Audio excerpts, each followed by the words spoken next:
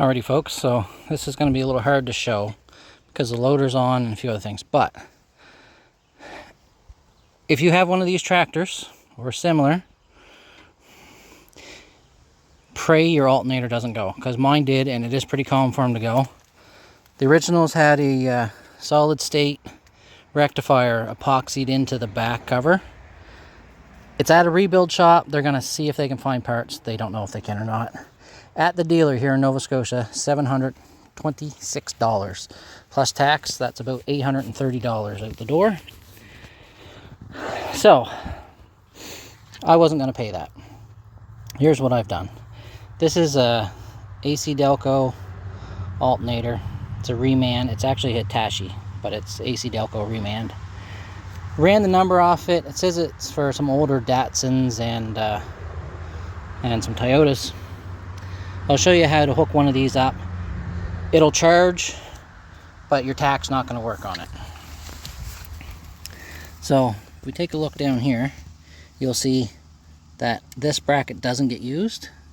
This bracket back here bolts in the standard location, and then up here on top, on the original, this tensioner is on this side of the bracket, but on this one it's on the front, and everything lines up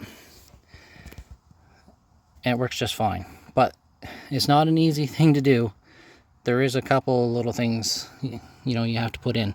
So number one is the pulley. So this comes with a 3-inch pulley, and with a 3-inch pulley, I know it's hard to see here, but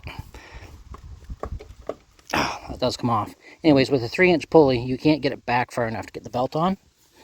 And if you want to just put a longer belt on these, well, you're in for a chore there too, because it goes around the dry shaft. So there's a lot of shit you got to take off to get to it. So here's what I've done. On the original alternator, it had a tail with 3 wires coming out.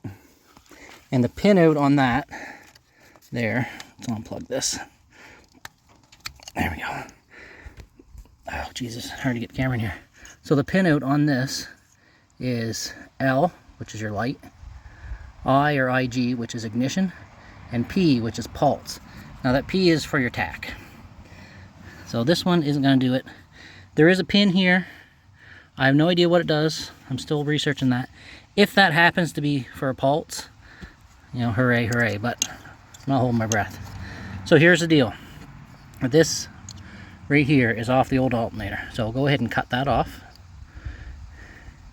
You want to take your ignition to L and your light to the top. Now every diagram I've seen says to do it opposite, but this is what worked on this alternator. So once you do this, it'll charge and it'll shut off. I hooked up just the ignition at first, and by hooking up just the, I'll do that after. By hooking up just the ignition, it just goes right up to 16.5 volts and stays there. But as soon as you put L onto the top pin, it sorts itself out, drops back to 14.3, and sets there indefinitely. So that's a fix. If you don't really absolutely need that tach, or if you want to spend $100 instead of $800 until you can get it rebuilt, that's kind of what you have to do. But back to this pulley. So the shaft on this alternator is 9/16. So what I end up doing is picking myself up a 2.5-inch pulley for a 1/2-inch shaft. I put it in the lathe and I turned it down the right thickness on the hub, and I drilled the hub out to 9/16. Now, if you have any reputable auto places around, they should be able to get you the right pulley.